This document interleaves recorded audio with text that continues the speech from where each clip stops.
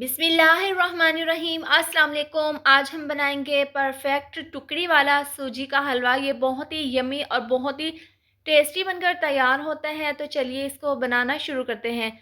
तो इसके लिए हम सबसे पहले शीरा तैयार कर लेंगे। तो पैन में हम डाल देंगे 1 कप चीनी।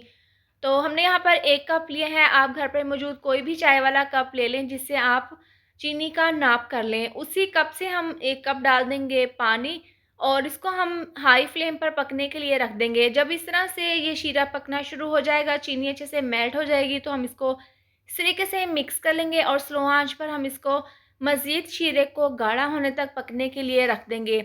अब दूसरे चूल्हे पर हम एक कढ़ाई रख देंगे और इसके अंदर हम 1 कप डाल देंगे देसी घी।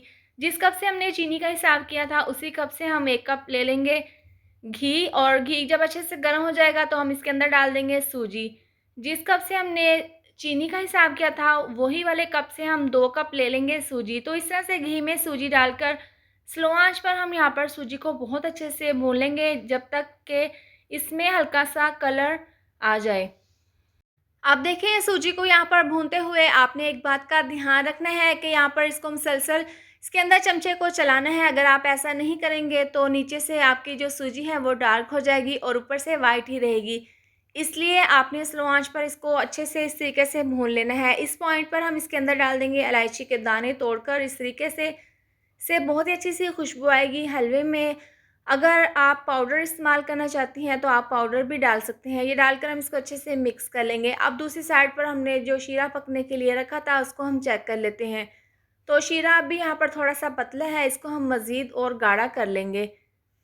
शीरे को हमने मज़ीद यहाँ पर 2 से 3 मिनट के लिए और अच्छे से पका लिया है। और इसको चेक करने की निशानी ये है, जब आप इस तरह से चमचे को करेंगे तो ये तार की सूरत में नीचे इसके ड्रॉप्स गिरेंगे। तो इसका मतलब ये है कि शीरा ये परफेक्ट जो है वो हलवे के लिए तैयार है।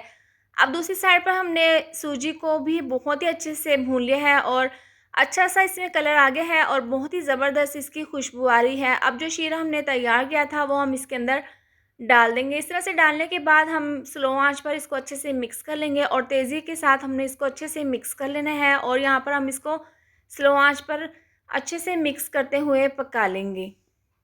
इसमें शीरा डालकर हमने इसको अच्छे से मिक्स कर लिया है और इसके पकने की निशानी ये है कि जब इस तरह से इसका पैंदा छूटने लगे तो आप समझ लें कि ये हलवा तैयार है।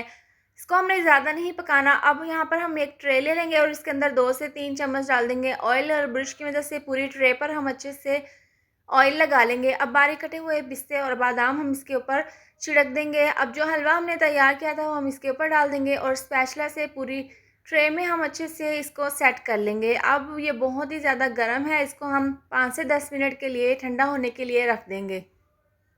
इसको रखे हुए 10 मिनट हो गए हैं। ऊपर हमने बारीक कटे हुए बादाम और पिस्ते छिड़क दिए थे जिससे इसकी लुक बहुत ही ज़बरदस्त आएगी।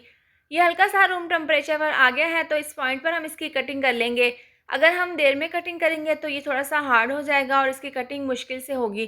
तो इस तरह से पहले हम एक साइड से लंबाई शेप में इसकी कटिंग कर लेंगे। अब इस तरह से काट लेने के बाद हम तिरछी साइड से दूसरी तरह से हम इसको काट लेंगे। तो इसकी हमने कटिंग कर ली है। इसको हम अब 2 घंटे के लिए मज़ीद अच्छे से सेट होने के लिए रख देंगे।